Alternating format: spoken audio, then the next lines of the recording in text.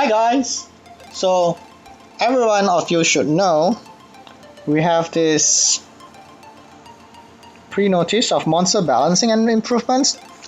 I think there's a lot of other YouTubers have been talking about this, and I just want to talk a bit. I don't really want to talk about all the net 5s usually.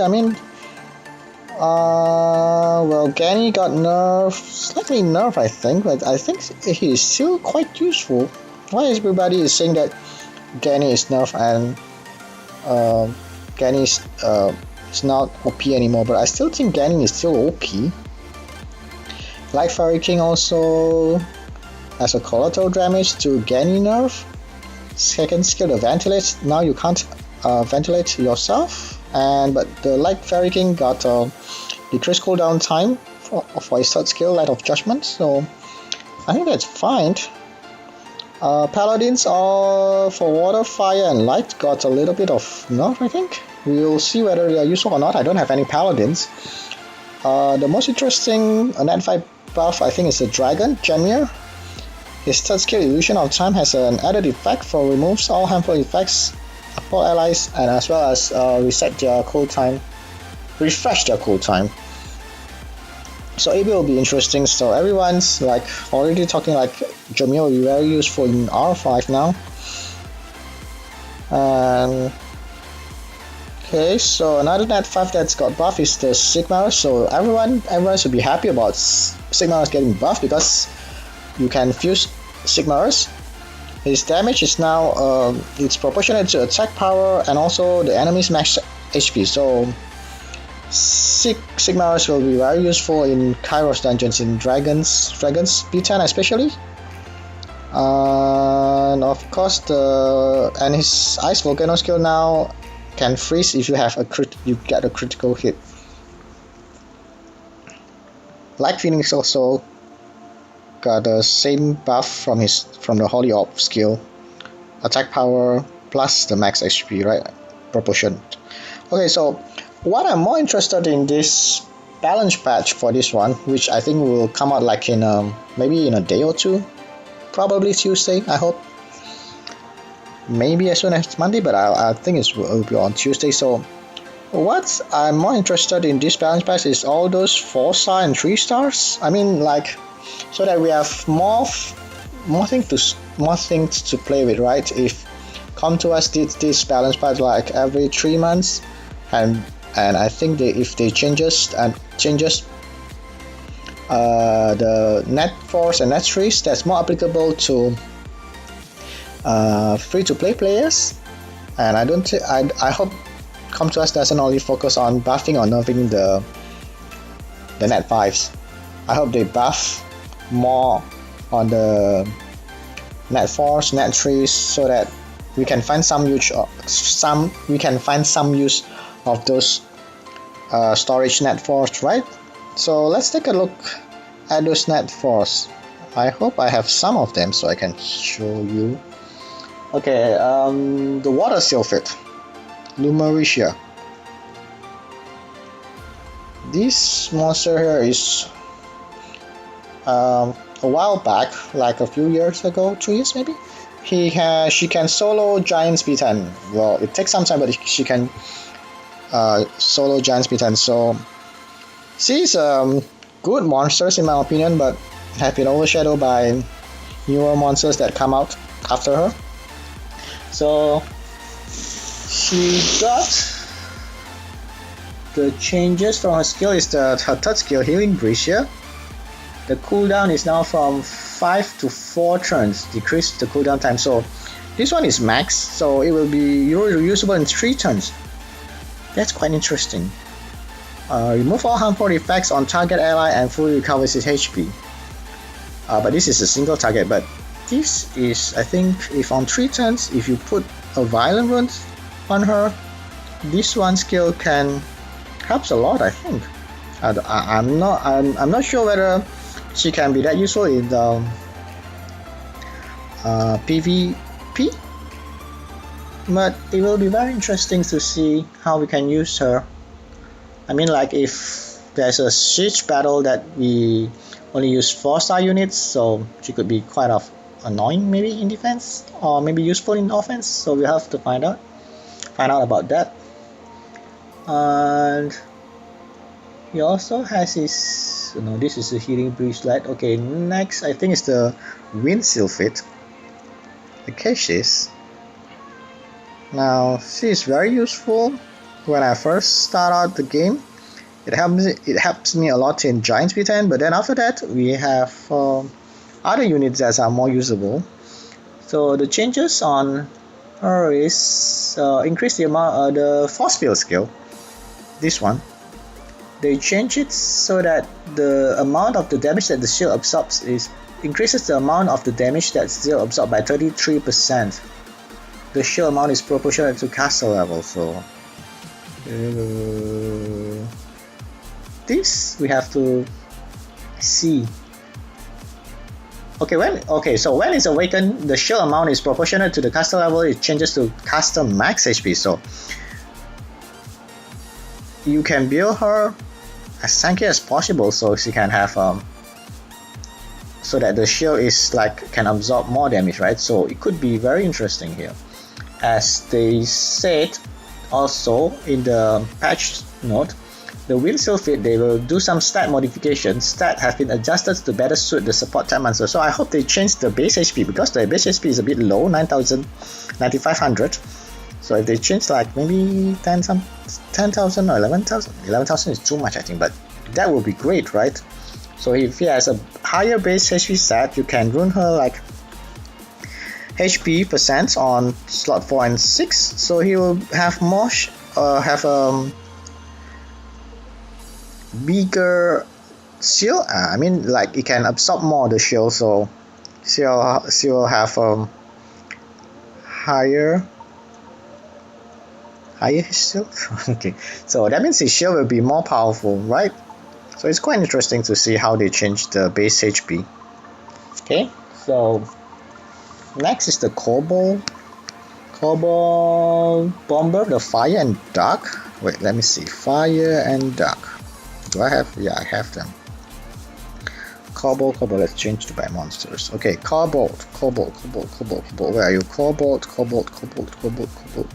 Bombers. Hey, I can't find them.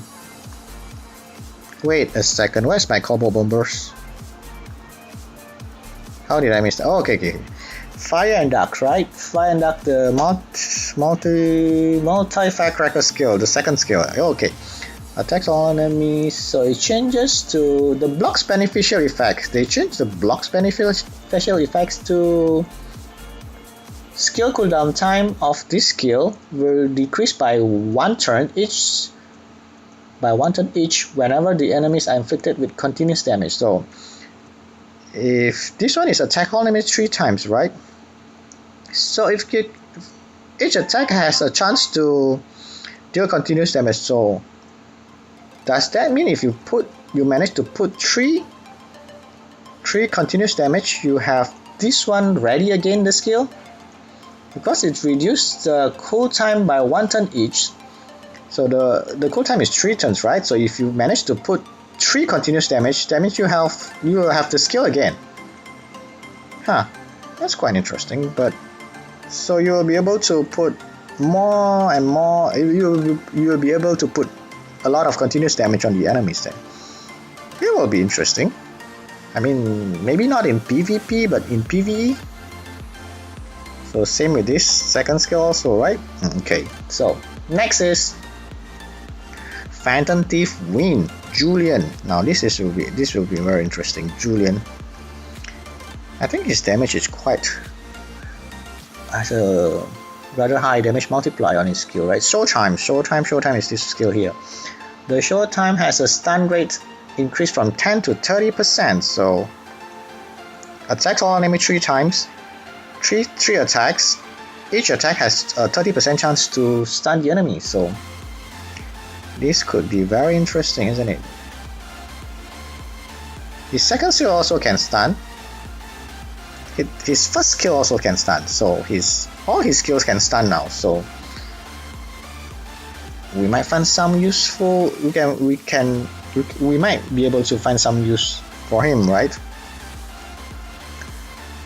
Okay, and then you have the Puree, the Fire Puree, the Wheel of Fire. This one they changes to when this one is 100% critical chance when used with full AP. They change it to elongates the harmful effect granted on the enemy by 1 turn with a 50% chance when used with a full HP. So it increased the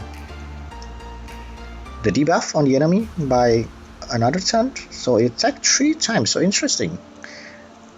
If this used with like in TOA, you use this with the monster that can put continuous damage, so he can make the continuous damage last longer. So yeah, interesting, but not in PvP, but mostly PvE. Quite interesting. And also the Wind and Light Puree, Wind and Light. This one, the skill is Ash Slash. Second skill. Inflicts damage with a sub attack and inflicts continuous damage. I think it's become added effect. So second skill now, if you use the second skill with a full HP, you will increase your own attack by 100%, so you can move again. Wow. This will be very interesting. So they will have 2 skill that if you use with a match HP to have an added effect. So well, this might make them useful. I need to play with them when there's patch shit. Okay, next is the Mummies. The Mummies is the water. I don't have the water one. The water one now, the passive is freeze rate 35%. Yeah, I don't have the water one. Now the passive is 50%, so you freeze a lot. So might be useful, might be not. I don't know who builds water mummy. For the Wind and Light mummy, body roll. Now I think this is quite interesting. Body roll is the second skill. It's previously slam the body with the enemy at the cost of 10% of your current HP. They change it to deals 20% of your max HP to the enemy as a damage. So this is interesting. So they are HP based monsters. So you just build them as tanky as possible to do more damage now on their second skill. But their HP is a bit low though. The base HP is a bit low, but we'll have to play around with that and see. Okay, Light also has Soul Division. This one, the passive. It added the effect. No, changes the effect deals. No, Light added effect recovers the HP of revive target and yourself by 50% each. So it revives an ally with low HP, even it out, and then add another 15% to it. So you might get more HP in the end though. So it might be good, but we'll see how useful that is. Imp Champion, the Win Imp Champion. Let me look at the Win Imp Champion. Win. Where's Win? I don't have an Imp Champion. No, I don't have Win Imp Champion. The Win Imp Champion. Now the Win Imp Champion has passive. The stun machine. Win Champion. Let me see the Win Champion here. This one, the passive. It's previously 35%, now it changed to 55% to stun the target. He also has this one to counter attack, so this first skill is continuous damage, so he will stun a lot more. I hope 50%. So, but who build Imp Champion, right? The Win one. Everybody just build water. Yaku. Okay. I don't know. I might try to find one Winning Champion and try to build him. And of course the last one to get the buff is the Cowgirls. The Cowgirls, water, fire, dark, wind, light, all got some sort of damage increase. I have them. Now easier to skill them up because of the light Cowgirls secret dungeon, so I might play around with the Cowgirls more often. I like them. You see, girls with big guns. I like them. They are not not a lot of people use them because, well, they are not that good actually, but I'll play around with them and see. They got some increase in their skill, damage increase, and the dark one have the changes to their third skill, the Devil's Bullet. Now it ignores all damage reduction effects and also increase damage, so it could go through shield, defense buff, invincibility. Well, maybe we'll try and see how this is good or not. And I think that's it for the balance patch. I definitely want to, when the balance patch hit, I definitely want to try to play with all those net force, net trees, and see whether there's any change in them. Could they be used like in Guild Siege? So, well, that's kind of interesting, right? I hope they do this balance patch more often though, like every 2 months maybe, instead of every 3 months, so we can have like to play around with more units that are in our storage, right? Net force and net trees. Yeah. Okay guys, I think that's it for today's video. Thank you guys for watching. Please don't forget to subscribe. Bye.